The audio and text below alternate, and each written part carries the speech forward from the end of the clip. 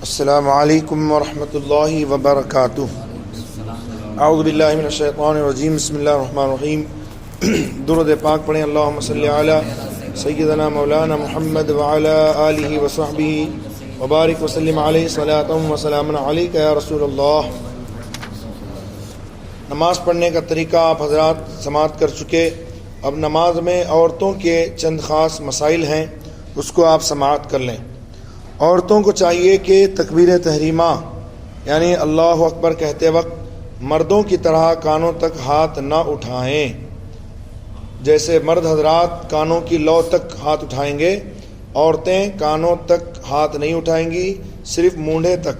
یہ جو مونڈھے ہیں، مونڈھے تک ہی ہاتھ اٹھا کر اللہ اکبر کہتے ہوئے بائیں ہتھیلی سینے پر رکھ کر اس کی پیٹھ پر داہنی ہتھیلی رکھیں، سیدھے ہتھیلی۔ رکوع میں زیادہ نہ جھکیں بلکہ تھوڑا جھکیں، یعنی صرف اس قدر کے ہاتھ گھٹنوں تک پہنچ جائیں۔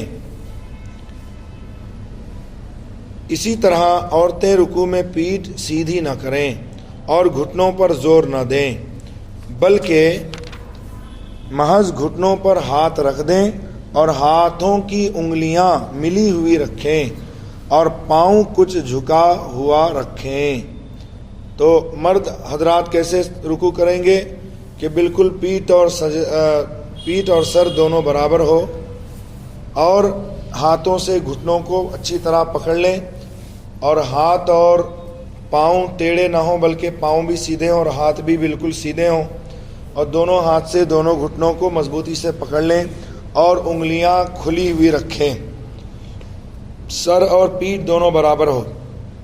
لیکن عورتوں کے لیے ہے کہ اسی قدر جھکیں کہ ہاتھ گھٹنوں تک پہنچ جائیں، اور ہاتھ کی انگلیاں وہ پھیلی ہوئی نہیں رکھیں گی بلکہ ملی ہوئی رکھیں گی، اور پاؤں کچھ جھکا ہوا رکھیں گی۔ مردوں کی طرح خوب سیدھا نہ کر دیں۔ عورتوں کو بالکل سمٹ کر سجدہ کرنا چاہیے۔ جیسے مرد حضرات سجدہ کرتے ہیں کہ بازو کو کروٹوں کو جو ہے وہ پیٹ کو ران سے، اور ران کو پنڈلیوں سے، اور پنڈلیوں سے جدا رکھیں۔ لیکن عورتوں کے لیے یہ حکم ہے کہ سمٹ کر سجدہ کریں، یعنی بازو کو کروٹوں سے ملا دیں۔ یعنی یہ بازو ہیں، یہ کروٹ ہیں، تو بازوؤں کو وہ کروٹوں سے ملا دیں، اور پیٹ کو ران سے، اور ران کو پنڈلیوں سے، اور پنڈلیوں کو زمین سے ملا دیں۔ اور قعدہ میں التحیات پڑھتے وقت عورتیں بائیں قدم پر نہ بیٹھیں۔ جیسے مرد حضرات کے لیے حکم یہ ہے کہ سیدھا قدم کھڑا کریں گے اور ان کی انگلیاں موڑ کر قبلہ رخ کریں گے اور بائیں پاؤں پر بیٹھ جائیں گے، مگر عورتوں کے لیے یہ ہے کہ دونوں پاؤں داہنی جانب نکال دیں اور سرین پر بیٹھیں، بائیں سرین پر بیٹھیں، مردوں کی طرح نہ بیٹھیں۔ عورتیں بھی کھڑی ہو کر نماز پڑھیں۔ بہت سی جاہل عورتیں فرض و واجب اور سنت اور نفل ساری نمازیں بیٹھ کر پڑھتی ہیں، یہ بالکل غلط طریقہ ہے۔ نفل کے سوا کوئی نماز بھی بلا عذر بیٹھ کر پڑھنا جائز نہیں۔ تو قیام نماز میں فرض ہے، حتیٰ کہ اگر اتنا معذور ہے کہ وہ بغیر سہارے کے کھڑا نہیں ہو سکتا، دیوار کا سہارا چاہیے یا لاٹھی کا سہارا چاہیے، تو فرماتے ہیں کہ دیوار کا سہارا لے مگر قیام کرے۔ لاٹھی کے سہارے کھڑا ہو مگر قیام کرے، تو لاٹھی کے سہارے بھی اگر کھڑا ہو سکتا ہے تو اس پر قیام فرض ہے، اور اگر لاٹھی کے سہارے بھی نہیں کھڑا ہو سکتا، دیوار کے سہارے بھی نہیں کھڑا ہو سکتا، اتنی دیر کھڑا ہو سکتا ہے کہ جتنی دیر میں اللہ اکبر کہہ لے، تو اس پر فرض ہے کہ اللہ اکبر کہے کھڑے ہو کر، پھر اس کے بعد بیٹھ جائے۔ آج کل تھوڑا پاؤں میں درد، گھٹنے میں درد، بیٹھ کر لوگ نماز پڑھتے ہیں۔ نفل کے علاوہ دوسری نماز بلا عذر بیٹھ کر پڑھنی درست نہیں ہے۔ نفل نماز بیٹھ کر پڑھیں گے تو ثواب آدھا ہو جائے گا، کھڑے ہو کر پڑھیں گے دگنا ثواب ملے گا۔ لیکن نفل نماز بیٹھ کر پڑھنی جائز ہے۔ نفل کے علاوہ دوسری نماز بلا عذر بیٹھ کر نہیں پڑھ سکتے، خاص کر فرض نماز، اس کے لیے بہت احتیاط کی ضرورت ہے۔ جو عورتیں فرض واجب جتنی نمازیں بغیر عذر بیٹھ کر پڑھ چکی ہیں ان سب نمازوں کی قضا کریں اور توبہ کریں۔ عورت مردوں کی امامت کرے، یعنی عورت امام بن جائے اور مرد مقتدی ہوں، یہ ناجائز ہے۔ ہرگز عورت مردوں کی امام نہیں بن سکتی، اور صرف عورتوں کی جماعت کہ عورت ہی امام ہو اور عورتیں ہی مقتدی ہوں، یہ مکروہ تحریمی ناجائز ہے۔ یہ بھی مکروہ تحریمی اور ناجائز ہے، یعنی عورتوں کی امام بنے، عورتیں ہی مقتدی ہوں تو بھی جماعت قائم نہیں کر سکتے، کریں گی تو گنہگار ہوں گی اور یہ ناجائز فعل ہوگا۔ عورتوں پر جمعہ اور عیدین کی نماز واجب نہیں۔ بہت ساری عورتیں اس مسئلے سے غافل ہیں، مرد حضرات بھی نہیں جانتے کہ ہماری عورتوں کے لیے عید اور جمعہ کی نماز نہیں ہے۔ بہت ساری عورتیں جمعہ کے دن جمعہ ہی کی نماز پڑھتی ہیں، مطلب 2 رکعت پڑھتی ہیں، اس طرح سے ان کی نماز نہیں ہوگی کیونکہ ان پر جمعہ ہی نہیں، ان کو ظہر پڑھنی ہے۔ عید کی نماز بھی ان کے لیے نہیں ہے۔ البتہ اگر وہ نفل نماز پڑھنا چاہیں تو پڑھ سکتی ہیں، عید کے دن نفل نماز اگر پڑھنا چاہیں تو پڑھ سکتی ہیں، جیسے چاشت وغیرہ کی نماز پڑھ لیں، وہی ان کے لیے کافی ہے، اور انشاءاللہ تبارک تعالیٰ ان کو بھی ثواب ملے گا۔ 5 وقتہ نمازوں کے لیے بھی عورتوں کا مسجد میں جانا منع ہے۔ نماز پڑھنے کا جو طریقہ بیان کیا گیا ہے، اس میں جن جن کاموں کا ذکر کیا گیا ہے ان میں سے بعض چیزیں فرض ہیں کہ ان کے بغیر نماز ہوگی ہی نہیں، جیسے قیام، قرات، رکوع، سجدہ، قاعدہ اخیرہ، خروج بسنعی، یہ چیزیں نماز میں فرض ہیں۔ تو اگر قصداً ان کو چھوڑ دیا، جان بوجھ کر اگر چھوڑ دیا تو نماز کو دہرانا واجب کہ نماز ہی نہیں ہوگی۔ دہرانا کیا؟ فرض اگر چھوٹ گیا تو نماز ہی نہیں ہوگی، اور واجب اگر جان بوجھ کر چھوڑا تو نماز واجب العیادہ یعنی لوٹانا واجب، اور اگر بھول سے چھوٹ گیا واجب تو سجدہ سہو کر لے گا، نماز اس کی ہو جائے گی، سجدہ سہو کر لے گا، نماز اس کی ہو جائے گی۔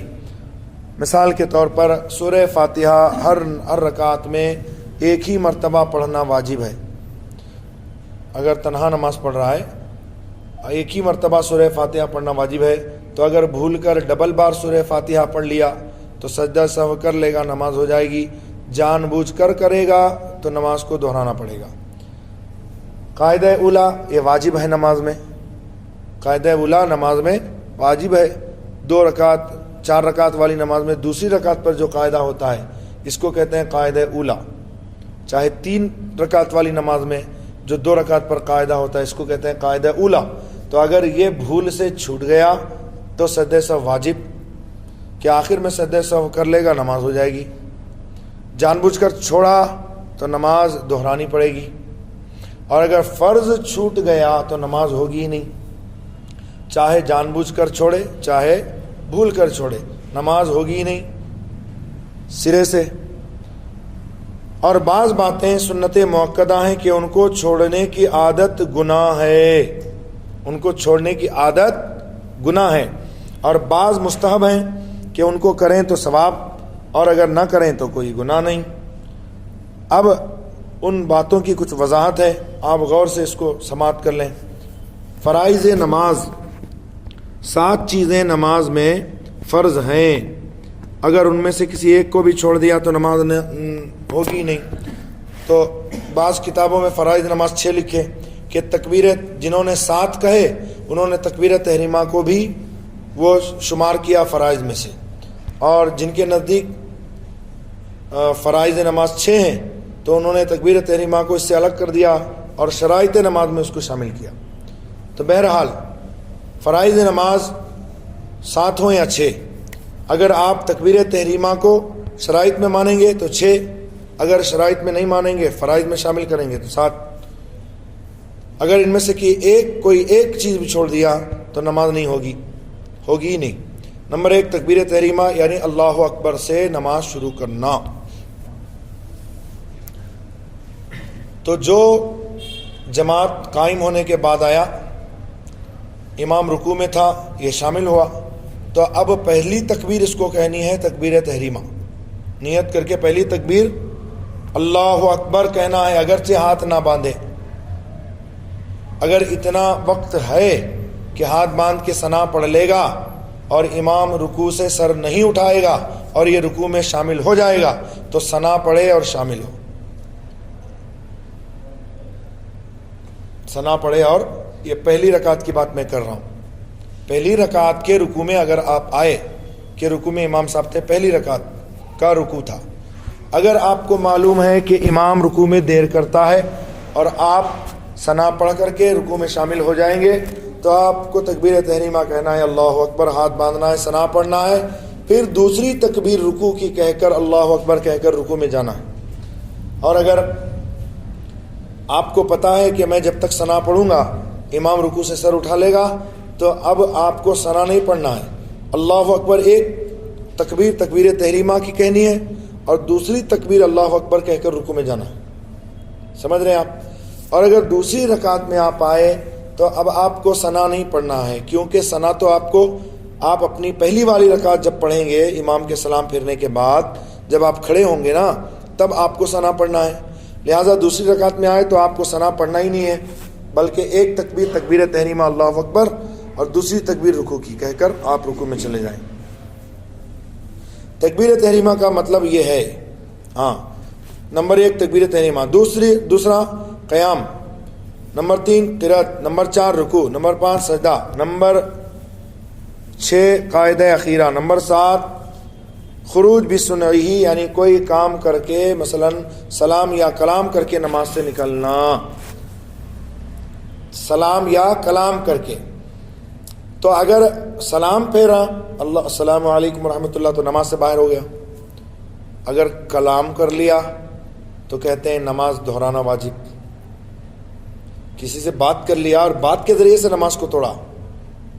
قاعدہ میں اتحیات پڑھ لیا، تشہد میں تشہد پڑھ لیا، دعائے درود ابراہیم، دعائے معصورہ سب پڑھ لیا، اب پھیرنا تھا سلام، اس نے کر دیا کلام، تو نماز اس کی لوٹانی واجب. سمجھ رہے ہیں آپ؟ تکبیر تحریمہ کا مطلب یہ ہے کہ اللہ اکبر کہہ کر نماز کو شروع کرنا. نماز میں تو بہت مرتبہ اللہ اکبر کہا جاتا ہے، مگر شروع نماز میں پہلی مرتبہ جو اللہ اکبر کہتے ہیں اس کا نام تکبیر تحریمہ ہے. یہ فرض ہے، اگر اس کو چھوڑ دیا تو نماز ہوگی ہی نہیں. سمجھ رہے ہیں آپ؟ تو کتنے لوگ اس سے غافل ہیں. مسئلہ قیام فرض ہونے کا مطلب یہ ہے کہ کھڑے ہو کر نماز پڑھنا ضروری ہے. تو اگر کسی مرد یا عورت نے بغیر عذر کے بیٹھ کر نماز پڑھی تو اس کی نماز ادا نہیں ہوئی. ہاں نفل نماز کو بلا عذر کے بھی بیٹھ کر پڑھ سکتا ہے، بیٹھ کر پڑھنا جائز ہے. کوئی عذر ہے بھی نہیں، نہ پاؤں میں درد ہے، نہ کھڑے ہونے سے چکر آتا ہے، نہ نقاہت اور کمزوری ہے، کوئی عذر نہیں ہے تو بھی بیٹھ کر نماز پڑھ سکتا ہے. اسلام نے اس کی اجازت دی، مگر ثواب ادا کر دیا. تو بھائی آپ محنت بھی نہیں کرو گے اور سوچو گے کہ ثواب بھی پورا مل جائے، ڈیوٹی بھی پوری نہیں کرو گے اور مزدوری بھی آپ کو چاہیے، تو ایسا تو نہیں ہو سکتا ہے نا کہ آپ کہیں گے میں بیٹھ کے نماز پڑھوں گا اور ثواب مجھے پورا ملے. تو شریعت کہتی ہے ایسا تو نہیں ہے. کھڑے ہو کر پڑھو تو ثواب پورا ملے گا، دگنا ملے گا. بیٹھ کر پڑھو تو آدھا ہو جائے گا. یہ نفل نماز کی بات ہے نا. دوسری نمازوں فرض اور واجب نماز کی بات نہیں ہے. تو فرض اور واجب نماز میں بلا عذر اگر بیٹھ کر پڑھے گا تو نماز ہوگی ہی نہیں. قرأت فرض ہونے کا مطلب یہ ہے کہ فرض کی 2 رکعتوں میں اور وتر اور نوافل اور سنتوں کی ہر رکعت میں قرآن شریف پڑھنا ضروری ہے. تو اگر کسی نے ان رکعتوں میں قرآن نہیں پڑھا تو اس کی نماز نہیں ہوگی. فرض کی 2 پہلی رکعت میں سورہ فاتحہ کے ساتھ سورت ملانا. کب؟ جب اکیلا نماز پڑھ رہا ہو، امام کے پیچھے ہے تو نہ جہری نماز میں نہ سری نماز میں اس کو قرأت نہیں کرنی ہے، چاہے سورہ فاتحہ بھی نہیں پڑھنی اور سورت بھی نہیں ملانی.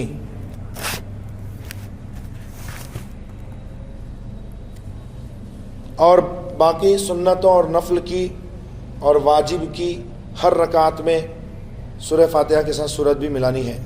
واجب الوتر کی کتنی رکعت ہے؟ 3 رکعت، تو تینوں رکعت میں آپ کو سورہ فاتحہ کے ساتھ سورت ملانی ہے۔ سنت نماز جتنی بھی 4 رکعت والی سنت نماز ہے تو چاروں رکعتوں میں آپ کو سورہ فاتحہ کے ساتھ سورت ملانی ہے۔ لیکن فرض نمازوں میں 4 رکعت والی فرض میں صرف پہلی والی 2 رکعت میں سورہ فاتحہ کے ساتھ سورت ملانی ہے اور باقی 2 رکعت میں صرف سورہ فاتحہ پڑھنی ہے۔ تو اگر کسی نے ان رکعتوں میں قرآن نہیں پڑھا تو اس کی نماز نہ ہوگی۔ رکوع کا ادنا درجہ یہ ہے کہ اتنا جھکنا کہ ہاتھ بڑھائیں تو گھٹنے تک پہنچ جائیں، اور پورا رکوع یہ ہے کہ اتنا جھکے کہ پیٹھ سیدھی بچھا دے۔ عورتوں کا پورا رکوع یہ ہے کہ ہاتھ گھٹنے تک پہنچ جائیں، عورتوں کا پورا رکوع ہے۔ مردوں کا پورا رکوع کہ پیٹھ سیدھی بچھا دے، اتنا جھکے کہ پیٹھ سیدھی بچھا دے اور دونوں ہاتھوں سے گھٹنوں کو پکڑ لے۔ سجدہ کی حقیقت یہ ہے کہ ماتھا زمین پر جمع ہو اور کم سے کم پاؤں کی 1 انگلی کا پیڑ زمین سے لگا ہو، یہ فرض ہے۔ اور تین انگلیوں کا پیڑ لگنا کیا ہے؟ واجب۔ اگر 1 انگلی لگائی تب بھی نماز، 1 انگلی لگا دی تو فرض تو ادا ہو گیا لیکن واجب چھوٹ گیا تو اس کو نماز دہرانی پڑے گی۔ اس لیے ہر پاؤں کی 3 انگلیوں کا رخ قبلے کی طرف کرنا واجب ہے اور پوری انگلیوں کو قبلہ رخ کرنا یہ سنت ہے۔ سے پہلے آپ سے گزارش کرتا ہوں کہ آپ ہمارے چینل پر اگر پہلی بار آئے ہیں تو لال کلر کا بٹن دبا کر کے ہمارے چینل کو فری میں سبسکرائب کیجیے گا۔ سبسکرائب کرنے کا کوئی بھی چارج نہیں کرتا ہے، ساتھ میں بیل آئیکن بھی ضرور دبا دیجیے گا تاکہ ہماری ہر آنے والی ویڈیو کا نوٹیفیکیشن